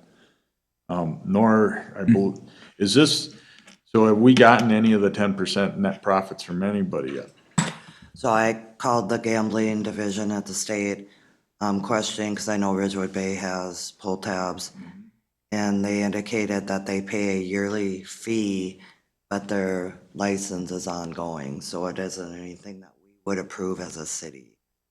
But then, you know, But you can adopt an ordinance, a charitable gambling ordinance, that would require them to basically, I can't remember, it's up to 10% of the revenue to the city. And I've done that for City of Now Then, over on the other side of Elk River. They adopted that because historically, one of the bars in town were doing pull tabs and stuff, was giving them, and then the other one says, well, you don't have this ordinance, we're not giving you the money. And so they said, okay, now we're gonna put this in place. And so there is a method. I don't know if you've adopted that or not. Mike might have drafted it, because the thing about it is I don't remember doing it. My concern is that and it's Santiago Lions run the tabs at Ridgewood Bay, and they do a great job. They give the fire department money. But we had another organization when there was the bar, the Finish Line, who refused to give anything to the fire department or the city whenever we asked for anything, because they gave it all to their designated stuff. I think, if we were just asking for donations to help with our stuff, and they weren't doing it, give anything. You're in the city and you're not helping us out. So I was just wondering if we have an ordinance, and should we look at that in this process? Mr. Mayor, let's finish the motion we have. You seconded it? The $15? $15. And then I would suggest making a motion to have Bob check to see if we actually have the ordinance in place. Okay. With the ball, get the ball rolling. I think it's honorable you confirmed it. But let's finish this with other motion, please. So I have a motion and a second to reduce it down to 15 and add it. No. To add a line item. in Add a line item. 1 day permits, Yes. $15. 1 day. I have a motion and a second. All those in favor, signify by saying aye. Aye. Aye. Motion carries. Sorry if I got off No, Mr. Lick, you had it. there a little bit. I just wanted to. Mayor, so there is a lawful gambling ordinance, section 11, contribution of net profits to fund administered by the city. 10% of the net profits from lawful gambling in the city must be donated to the city. City can disperse it as it sees fit. Payment under this section to be made quarterly on January 1st, April 1st, July 1st. So we have not done anything with the Ridgewood Bay Santiago Lions to do that. How do we go about letting them know? We have to send them a letter informing them, and we'd probably do two things. Informing them that they need to, I don't know, do you want them to, from the time we initially adopted the ordinance and go back in time where they have to cough up money, or moving forward, we tell them that they need to do this. And I would normally include a copy of the ordinance for their review. So I would just need direction from you. I wouldn't want to retroactively. They've been good to us. I just want to cover us for in the future if we had, another establishment opens up or another blah, blah, blah, and somebody else gets in their pull tab. But I think that would be appropriate for us to do that. I'll make a motion to have the city attorney draft a letter to this charitable gambling. And if Joan can give me their contact information, I can get a draft over to the city for review, and we can send that out. But my understanding is, part of your motion is not to seek a retroactive. Yeah, that's on us that we didn't do it before, so I don't I'll have. second that motion, and I got two questions. One, does this apply to the one-day gambling activities? No, okay, great, that's good to hear. Two, Joan, is that the only active pull tab operation? Is there anything at Fairway Shores? Well, they would have to have a license. Again, I mean, even Fairway Shore or Ridgewood Bay never came through us because they just haven't, every year it gets renewed and they send the state money. So I mean, I didn't, if I didn't. So they may, I went, no. if they are located within your jurisdiction, if that's where they're doing the pull tabs, they should get a letter too. We can't treat the different entities differently. So if there are two, if you give me their name and address and stuff, I will put together a letter and I can send it over to you and Dan for review. And if you're okay with it, we'll send it out. Would the state have whether Fairway Shores has pull tabs there? Yes, you would believe that the state would have that in their what did they apply for? Yeah. So this $100 annual premise, are they paying it through the state and we're getting it from the state, or are they? The $100, the $100 local premises? Yeah. That's a fee that they have, if they came in to us to get any sort of approvals. The initial. So we never got it? It's not an annual. It sounds There's like there wasn't follow-up to contact the people that had gambling going To on. let them know that we've adopted the ordinance, they need to come in and talk to We us. lost 10%. Yeah. Yeah. So the letter's gonna be, city adopted this ordinance. You need to comply with the terms moving permit. forward. You're gonna need to come to us for any approvals in the future and any donation of net profits. We'll collect $100 permit at that stage. Yes. Yeah, not retroactive. But I don't think they knew we were on their radar screen. That's what it sounds And like. it's on us. I don't think, I don't, they wouldn't have known either, No. so. Okay. It's fine. I'm fine with just going forward. Yeah. And I made the second on Yep. that, so. Have a motion, a second. All those in favor, signify by saying aye. Aye. Motion carries. All right. I'd like to make another motion to this. I'll make a motion that we use those funds for equipment for the fire department. Okay. A motion, have a second? If we get asked why, what are we doing? Dan, you get some? I'd suggest we draft a resolution so that it's in a form that's or locatable versus just. Thank you. It will help. I will make I'll amend my motion to have our attorney draft a resolution for the March 4th meeting to approve for resolution dedicating the charitable gambling proceeds, the 10%, to go to safety equipment in the fire department. Does that make sense? Fire, yeah, any of that, fire equipment, anything for fire suppression, yeah. Well, just put it for the fire department operations budget. Right, whatever That you, works. That works, you know yeah. where we're going with it. Okay, do I have a second? I'll second that. Yeah, motion, a second. All those in favor, signify by saying aye. Aye. Motion carries. You have to understand, this is when we got incorporated. Oh, yeah. Oh, we all are in the same, we're in the same boat, Joan, you don't have to. Yeah, no, and even I didn't know because Mike did it, Yeah, so. All right. Darn Mike. No, he's always butting in, I don't know. All right, I had letter H under here, discuss code enforcements. So, we get some enforcements and we usually send out, and hold me straight, you two. We usually send out, we get the complaint from the residents. And we usually send out a letter and it goes for, usually 30 days. And then there's no response, a second letter goes out for another 30 days. And do we send a third? Then it's a citation typically. Okay, it's a citation. There's some of them that have come up that have gone, you know, lagging, not saying anybody's, but I think we should, have the mayor, you know, if it's a, you know, public safety, somebody living on, you know, on an RV on a property without proper, you know, something like that, or we got a numerous complaint. I think, the mayor, instead of waiting for the code enforcements, which is typically once a month. First meeting of the Yep. month.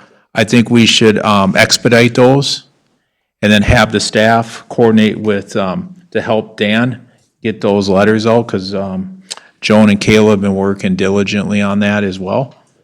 So we can maybe streamline this process. I mean, not like the major ones are blatantly obvious. You know, somebody's racetrack, you know, it can wait, you know, or If it's a something. Mayor, if it's a borderline issue, you know, we can use discretion to say, this really, but something like the complaint that came up this week is an obvious ongoing problem. Yep. It's not gonna resolve itself until we actually get to the attorney process. Yes. Yep, that's the one we talked about. Yeah, and I like to, you know, we give them a warning to respond, get that out the door, give them a second warning, and then get you involved to get some teeth into it. And what we have and when it gets to my level, you guys will have to make a decision. Do you want us to send them, you know, thinking maybe if we can push them into compliance with a strongly worded letter? Or the other alternative, which we've used quite a bit, where people are just ignoring letter after a letter, is that we've actually we've prepared a lawsuit, a summons and complaint. And Minnesota is unique. In like California, where I'm also a lawyer and practiced for 10 years, you have to, when you draft a complaint, you have to serve it on them before you file. So when that gets to the courthouse, you're off and running. In Minnesota, I can draft a complaint, I can serve you and never file it. And that tells you that either party can then run to court and file that. So that's a way to get your attention and say, we've already drafted this, they've already paid the money to have a lawyer involved, we're coming after you, and here's how we're gonna do it. And the last three enforcement things, that has gotten them off the mark. And now, all of a sudden, people that ignored us for a year are now, all of a sudden, getting into line. And we then did like a settlement agreement, we called it an abatement agreement. You could also file the complaint in court and then get it before the judge and have a formal settlement. Either way, we've been doing it like an abatement agreement like we have with some of the people with the septic problems. Our whole idea here is how do we do this as cheap and easy as possible, but get compliance. So Tom, are you just saying to get the mayor to get the ball rolling before our next meeting a little quicker? Is that basically what we're talking about? Yes, I would like to get these quicker instead of waiting for a month. Get that letter, because that basically another 30 days. So it's like it goes from, up to 90 days. And I think we need to get these addressed a lot quicker with some of these serious ones that are quite, like he said, blatant. Does the mayor, under the way we've got it set up, have that authority to do it now, or do we have to draft something to give the mayor that authority? No, we don't need to draft anything, because the way the ordinance is actually written, we don't have to come through the council. Okay. For approval to do things. We've just done that. It's custom and practice. Yeah. Okay. Yeah, and if it's a public safety issue, it needs to get expedited. Yes. I agree with Tom, especially living conditions and certainly life safety issue. And what I saw in that thing, that if anything did happen, that would be a life safety. That particular one has advanced. Well, you certainly can see that, yes. Yes. So I just had it on there for discussion. I think we're all in agreement. So, More work for Jay. yeah. All right. Letter I, discuss salary information. So, we had an opportunity where, Phil is looking at retiring here. So we had these job descriptions created, for Phil, and then there was a coordinator one filled out as well for Public Works. I think we get yours, this is just me, get Jones and Kayla's updated as well. And then now, since we're a city, we need to look at the League of Minnesota's to adopt like a scale system that most municipalities have. And then a city similar to our size of 7,500 people, to see where we're at with our employees now that we're a city. I know there's going to be some difference, because, obviously the city of Princeton has a treasurer, where Joan is, clerk treasurer. Just so we see where we're at. Well, and if you get, up in northwest Minnesota, obviously the salary differences are gonna be Yeah. far different than if you go to a municipality somewhere like around Rochester or around Yeah. the metro. I think that's appropriate. Yeah, I just wanted, council members, so direct Joan to do that, so just under his discussion. Do you have any, you want to say? We got it. Would you agree that Zimmerman would be comparable? Absolutely, but I think we need more than just one in that. Maybe get I'm another assuming one. they'll give us a range of all the cities of similar size, and then I think we should find like five of them to look at. I mean, if you're looking at some comparable city about, would be maybe Now Then, which doesn't have sanitary sewer, doesn't have municipal water. Doesn't have your population, but it's a couple thousand less. But those are types of things that I think what you're looking for, is Yeah. something comparable. And Now Then would probably be one to look at. And the person that would probably be akin to, if you're looking for individual and what they're earning, would be Natalie Johnson, their city clerk treasurer. And they also don't have they did for a year or so, and they got rid of city administrator, but that, they've always historically gone with the city clerk treasurer. Okay, that's what I just wanted under discussion, so we're all there. Okay, thank you. Finish up the last two here. Letter J, discuss the top complaint ordinances that we get. Typically, we have barking dogs, dogs at large, racetracks. We've had one that we've come across where the planning commission's going to be reviewing the cargo containers. So I think it would just be beneficial as one of the planning commissioners at that meeting said, the communication portion of it, get it out to the people so they're aware of it. Same like, whoa, I can't have this, So I just want to put as kind of an FYI, have it on the website, and maybe have that too as discussion as the Princeton Zinnerman paper with Steve Coughlin.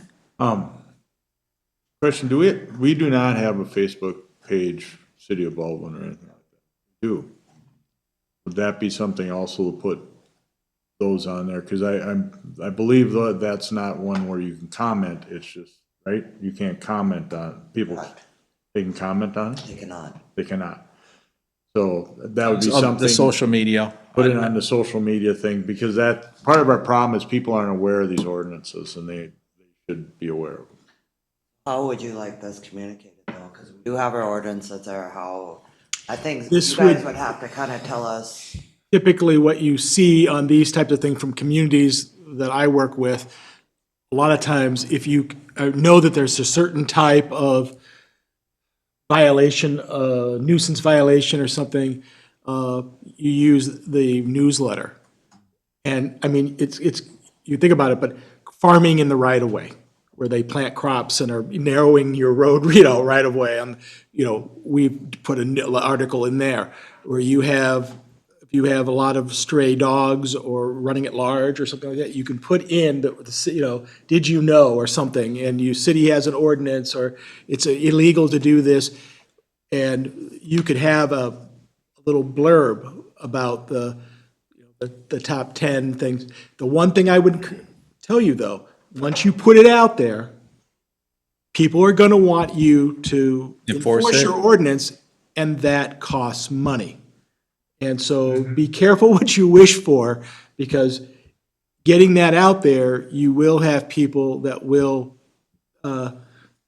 want you to spend city dollars. And that may be okay. It's well within your rights. I just want to make sure you understand that. We already have people that want us to enforce our ordinances and spend that money too, so. I would say maybe even just on the Facebook page, a monthly spotlight. sharing an ordinance, you know, kind of a FYI. Yeah.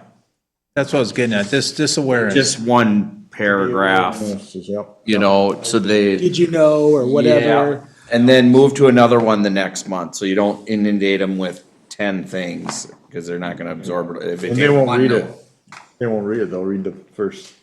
Yeah, so I would go that way on the Facebook page, or even in, a spot in the website. newsletter. A newsletter. Just focus on one and start with the dog one, because the enforcement's Well, easier on and- that one. than if you- And if you want, I can give you a brief update on that. Yes. So we've been going back and forth with the county.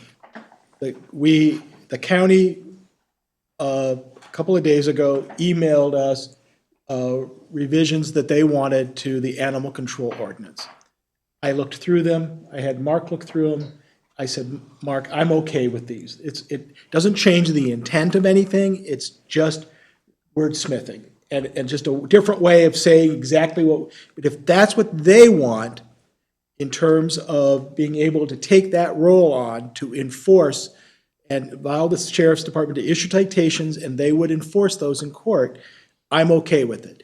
So we basically communicated back to earlier this week that we were okay with that, and with their proposed revisions, do they want us to put, you know, and then, if we made these revisions, would they agree to enforce these ordinances? They're not enforcing everything, like nuisance and stuff, but dogs running at large and things like that. And we asked them, do you want us to prepare an agreement for that? Would a letter agreement work? Or do you want something more formal? Or do you have something you've historically used? And we're waiting to hear back from them. And once we get that, then there will be a motion to amend your animal control ordinance. We'll get that published in a summary format, and then hopefully at the same time, if they have some sort of agreement for your March or first meeting or second meeting, we will present that to you. The one thing they did ask us to do is, would we incorporate into the animal control ordinance, normally we say any violation is a misdemeanor. That could be up to $1,000.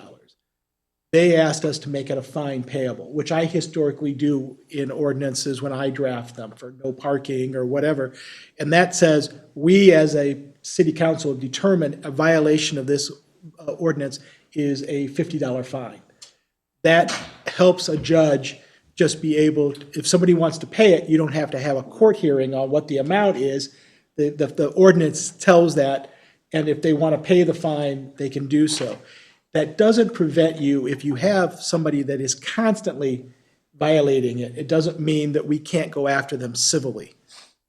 Dogs, barking dogs, we give them a fine, you give them a fine, they don't care. It's $50, we don't care. But after a while, we need to stop this. We have gone into court and sued them civilly and gotten a judge to issue an order that either the dogs have to go or you have to control them. And if they violate it, well, bring your checkbook or bring your toothbrush because you're going to jail, or you're paying a fine because you're not going to be in contempt. So that's sort of where we left things with the county attorney. And they've asked for a $50, and they said that is, I thought that was kind of low, but according to the county attorney's office, that's the going rate at the county. Also kind of known as an administrative. Cities can hand out a speeding ticket as an administrative ticket, and it becomes more easy to just pay than hassle with. Maybe, but at this rate, one of the complaints that the city has been getting from that one gentleman is that the sheriff's department is not issuing citations. Well, this way, the sheriffs would be able to issue citation, and the amount of money on the citation would be in the ordinance, so they would have that as, quote, fine payable. So that's kind of the direction that I gave Mark in my office to continue to get this done with them. And once we hear anything more, I'll give you another update. Okay, thank you. Bob, they did ask too if there was any other prosecution that they wanted. And we had looked, and this is why we were we'd already looked through the list and actually talked to the county attorney herself, not the staff member we're dealing with now. And we went through the list and we realized all the others we were going to be doing. It wasn't something that they felt comfortable in doing. And we said, look, if you'll just do the dog stuff, animal control stuff, we'll handle the rest of it. And they go, okay. And so I think at this point, we've done as much as we can with them, and we just need them to agree. What format do they want to have to memorialize that they are now handling these prosecutions? And if this is the amendments language changes they want to our animal control ordinance, hallelujah, we'll give it to you. Because it doesn't change the terms. It doesn't change the thing. The only thing that we don't have in there is the fine payable. I usually put that in there, but I didn't draft yours originally, so, but I understand the value of it. Got it. 50/50 probably. No, he doesn't, no, big ticket items like, gambling ordinances, not the little small animal control. Okay. All right. Thank you. Then the last one is discuss, meet with the Zimmerman Princeton newspaper editor, Steve Coughlin. So I think we can also put that in there as well. This is my suggestions. We got cleanup day, which is May 2nd. We also got the Fun Fest, which is in September. I think it's towards the third week of September. And then we also got the Fireman's Dance. We got the Fireman's Open House. You guys have other events that you guys can put in there. And meet with Mr. Coughlin to go over, what the city wants in there. So I do have some dates here if anybody would like to come to that meeting to discuss that. Thursday, tomorrow? Okay, I was like, well, that's short. No. March 5th or March 12th available at 10 a.m.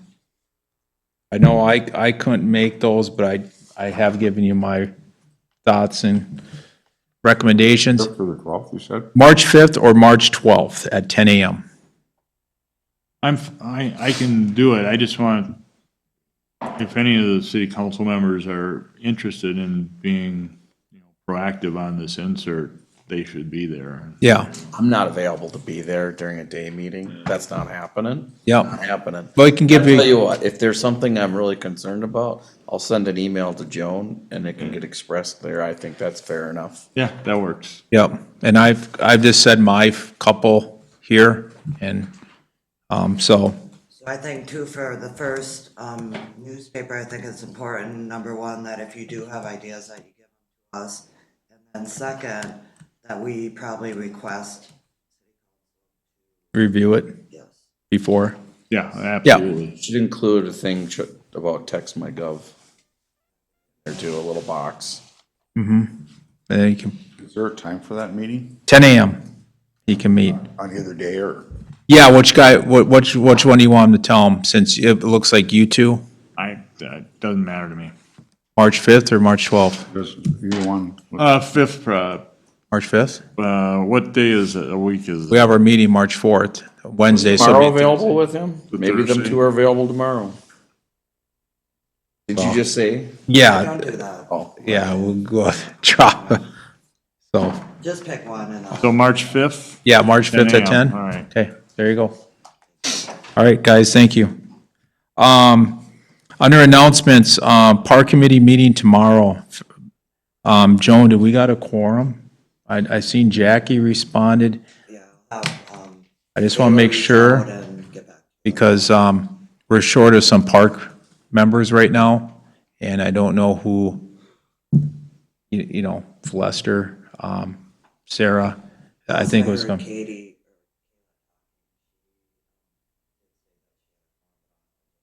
Okay, so, because Mr. Lick will be at, welcome to the park committee tomorrow. Queen cake. So, all right.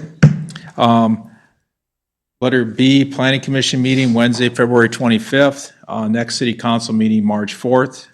Any other business? Is there an infrastructure committee meeting this month? Mayor, based on the direction that the city council discussed at the last meeting, that group is going to put together expansion plans for these facilities, then seek bids. We're canceling that meeting. Cancel on that meeting, okay. And Joan sent out a memo to them today, updating them on the discussion and then letting them know the meeting. Yeah, I didn't get through the whole chain there to get my answer. Al, you need to, Want me to go over there? yeah, it could be quicker. You can, I don't know how you do it. Scott, start, whoever. Give it to me and I'll, How about we start with Al? Al's gonna come over here. I'm just gonna go over here. But only put it on I'll Scott, move out of here, you can. get it on that end and send it down Al, there. you can sit down here for a change. There's only two. I don't care I what you, guess I'll make room for you. when you go down here, Yeah, there's a tree. You can start. 296, that's not that's- Oaks of Battle Brook. I can probably get out of here. Yes. Yeah, Hey, Mr. Rush said it was gonna be. I know, I'm trying. I'm gonna be Had a big calling you. agenda. We've been riding the express here. Because the batteries. I know Out of that, gas. so ever since we. Thank you, upgraded Sam. Talk to you Thanks. next month or. But they always go dead. So there's your house. Making way on Okay. the plans that So So this, this is Battlebrook. no, this is Battle Brook. Yeah, hopefully with the roads. yeah.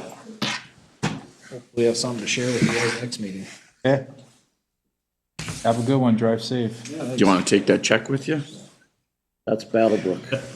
This one? Okay, And then Well, she's gotta Oaks of Battle Brook. sign it. Oaks of Battle Brook second. You always take it. Yeah, but I don't tell him about it. I just rush to the bank in the morning.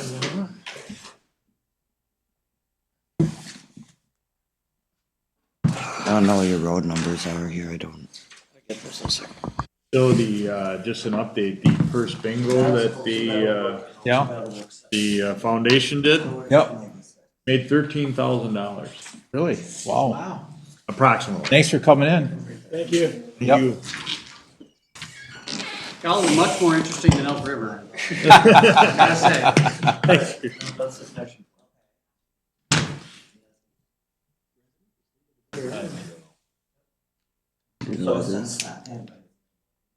Well, no, the first one I was don't know if they signed it. Guess nothing on the Olympics tonight. I haven't actually watched any. I haven't either. I don't know what it is, something. My wife's visiting family in the Philippines right now, so she had me tape. So I turned the VR thing. Yeah. So I can't tell you what happened, because I know what happened. I don't care, because I'm not gonna watch it. I don't care about figure skating. It's, the only thing that I kinda like in the Winter Olympics The two, are the things where they do flips on the, like skis and Oh, the yeah. half pipe, Snowboard. And snowboarding stuff. I think that is kinda cool. so I got a Sean White story for you. Yeah, Sam will drop. Back in 2003, during the Winter X Games, I was a volunteer for ESPN. Give you a bunch of swag and all this dumb stuff, or whatever. Yeah. And so one of my jobs on the hill at Buttermilk in Aspen was to check credentials at the top of the event. There was snow fence and a little gate, right? And so John? I'm there and everybody that passes through needs to have the proper credential to get in. Joan?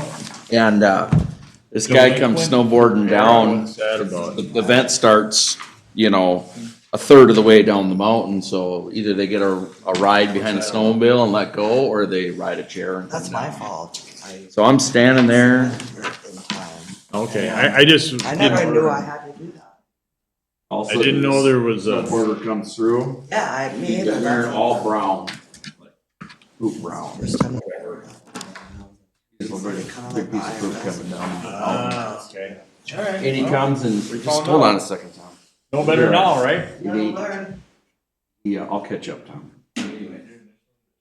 I'm not really just paying any mind, but anyway, it comes and there's a deal right there. So here's me. Looking at his credentials. He's I look and it endorsing. says, Yeah, barely. Sean White. You signing them? Up at him. He's got a You put Cheshire the Mark grin 900 going. in here too. Oh my gosh, you just checked my, like, I should have seen him coming and know that this is Sean White coming through. Here's me just like, Sean White.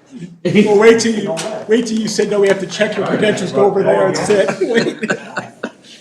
So I think he was pretty tickled that somebody. I didn't recognize him. Didn't recognize him. Oh, It wow. just was like, I don't know. I mean, I did know who he is, but it was till I read his name. My sister used to work for Sprint. I knew it. About I knew 20 who his years ago when girlfriend they was. had that big golfing event in Hazeltine. Mm-hmm. And Tiger Woods was there. Look at this one. She got us. Look at this one. She was in charge of Sprint's hospitality booth. Yeah, nice. And so she got me tickets and she got me a parking pass. So my brothers and I are driving there and they were staying at my house. We drove in and I showed this guy this pass and he goes, and he starts bowing. And he starts bowing. He goes, rich people, and he's bowing, and he's showing me. He puts the takes off the road, and this is the for the really rich people. He said, rich people. It reminds me of Coming to America Yeah. when Eddie Murphy goes during the halftime Yeah. basketball game and someone from his country recognizes him. Remember that movie? Yeah, I do. He's like, oh, it's you! It's you! It was so funny. We were just laughing. This is so good. My sister's boyfriend in high school, his dad was a video producer for the Vikings for many years. And so for his staff, he got like 8 press passes. And he only had 4 staff. Yes. So I'm gonna get my Dairy sister Queen went to a cake lot of games and with press pass, and a she card. got an extra one. It's and Sarah's, she- hopefully she in shows. Moss's rookie season. And I went to Lester, Probably 6 home games, and then it was with a press So, pass. So and then what you we got, did is, well, one, we parked in the Park same committee. place the players parked. you gotta push them So we had a like the permit to planning get in commission. there. And then. That's where I was having issues. Well before the game, before anybody's on the field, you stop up at the press box, they have juice and rolls. You know, Yeah, some- make sure. whatever, and coffee and rolls or whatever. And then, before the game, we would go down on the field. And, to get there, you would walk through the same tunnel they come out of. This is back in the Metrodome. And, we'd go down there and they would be in, jerseys and shorts. And then we would stay on the field until they came out for the game. And I was literally standing at the little rope line right there, and then Randy Moss would come out. It's like Jay's. And the he'd big- have the his big face winner. mask in his hand, and that group around that tunnel was the most rabid season ticket holders right there. He would turn around Putting and council look members at him right and there. he'd pump his, holding his mask, pump his helmet up, and the place would just erupt. I mean, I'm standing like 5 feet from this guy making this whole place erupt. And just how excited those people, I mean, right now, the blood is, I'm tingling talking about it. This And so one's then after almost- they go through, then we go back up the tunnel, and then we take some crazy stairs that used to be mounted on a wall. I mean, I'm serious, I'm it's just ready, like John. a big straight up wall. And we go. Big the stairs fish, I hanging know. off I don't the think side of there's the any wall, more, go to is the there? door, and ends up, Just initials, right? where we sat with those passes was on top of the 50-yard line. There was a big concrete bunker that came out further into the seats. That's where the network camera was in the center, and then the 2 team cameras are one on each side. And there was a little table with 2 chairs would sit there. So there were people that had seats that were like, they couldn't see half the field because this thing was built out. That's what was so bad about the Metrodome. But we were further out than they were, so the angle we're watching the game is steeper than sitting in. And I have nobody in my way. I mean, just sitting there like, okay. And then at halftime, your press pass, you could go to the I don't know, a clubhouse or whatever, lounge thing or whatever, and then they'd have a food spread buffet. So we go there and go through the buffet line and sit at a table, and the table next to us is Schmidt and Shaver, and they're all sitting together, they're all buddies. Yeah. You know, you think, oh, your rival networks. No, they're friends. It's like you going with a bunch of Yeah. attorneys, for Everybody lunch. knows everybody. and- Yep, right, and so they're all sitting, so then, that game was, Peyton Manning, Indianapolis. Colts. The Colts were in town, so 2, Indianapolis, sports writers or something came walking up and they're like, is it okay if we sit with you? I said to my sister and I, we're just like, yeah, sure, like, who the hell are we? Like, you can sit here and we're nobody. There should have been. But that was kind of a fun experience. Bob, I gave you a couple things there for that, Larson. Yeah, do you want to just talk about it in the morning? And that other one. We only got 370.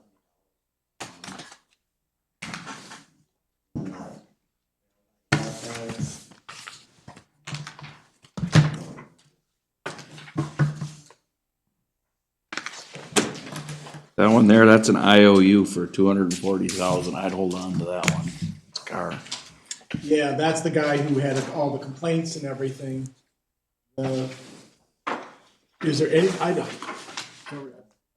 given what they were complaining about, I don't know if there's anything, this one might be, the city has to eat that extra cost. But if it's a violation, then yes, moving forward, we have stuff in there, Joan, that, you know, for like the Cotton, Becklid, septic violations, potentially, we have an abatement agreement with them. If they come in and fix everything, we should be okay. That's gonna be, historically, cities do not charge if you settle it. Because it's gonna cost so much more to go into court and so much time. But that's gonna be something, I think, that as you guys are looking at code enforcement more, as you're trying to advertise your stuff, we should have a chat what your policy is going to be before we go in with anybody, so when they're initially talking with Dan, and then when they eventually end up with me, we have a consistent message about who is paying, what our expectations are gonna be. Do you have a typical, what other cities typically do, and kind of gives? Most other cities, if you work with us, you basically settle, and you do what you're supposed to do, cities absorb it. If we have to go in and either do it ourselves or go into court, if we do it ourselves, we have ordinances in place that allows us to certify onto the property. If we go into court, we always ask the judge to order them to pay our attorney's fees. And we have the ordinance. I think we should just, you know, it works for those cities, we should just do it that way, and. But you know, that's why I brought this up earlier, is because, as you can see, code enforcement gets pretty damn pricey. Yeah. After you write letters and, you know, Dan's time, my time, Rum River's time, Jones' time, everything. It's, be careful what you wish for. I know. It gets, you know, but yes, if we have to take action and they don't come into compliance, then, like, if these people decide after they get this letter that they don't want to sign that encroachment agreement and you guys want to take action, then I would say, okay, we hire a contractor or we get Public Works to go out there, remove the retaining walls and stuff to the level that, you know, either all of it because they didn't sign the agreement, or to whatever level you want. And we then send them a bill, which is how this process works. Send them a bill saying you have this much time to pay this. And if you do not pay this, at this city council meeting, the city council will consider certifying this onto your taxes. We have to give them due process. We have to give them a notice. And you say, if you wish to be heard on this, come at that time. And nobody ever comes, and we just certify it. And then it's paid with taxes plus interest. Yeah, if they're not even willing to sign the agreement that we'd be okay as long as they do that. I mean, it doesn't cost anybody anything there. Yeah. And we drafted it Yeah. for them. You guys, that was the policy. I talked to Joe, you know, that was the policy. We will do this one time. I will tell you, though, if you were gonna do this, I wouldn't suggest that you pay for this in the future.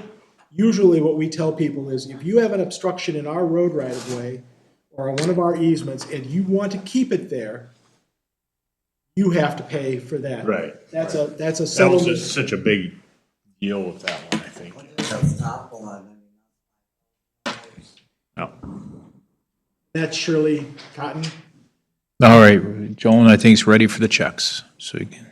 Check number 29285 to 29324 for $85,589.23. 5 EFT payments of $5,782.43 for for a total of $91,371.66. I do want to note that check number 29285 for Hawkinson Anderson was posted on closing December 2025. That invoice was from October 2025. I did notify Tom and Jay regarding that. Also, check number 29320 was a void reissue for $303.60 for a fire department payroll that was posted in January 2026. You did sign these two checks tonight, but they are not included in the financials for February. Okay. Need a motion to approve bills for payment? Make motion. I'll second Have a that. motion, a second. All those in favor, signify by saying aye. Aye. Motion carries. Motion to adjourn. Okay, a second. I'll second A that. motion to adjourn and a second. All those in favor, signify by saying aye. Aye. Aye. Motion carries. We're done at 9:10. On record somewhere. Yep. Right here, it's like taking the Sunday bulletin home.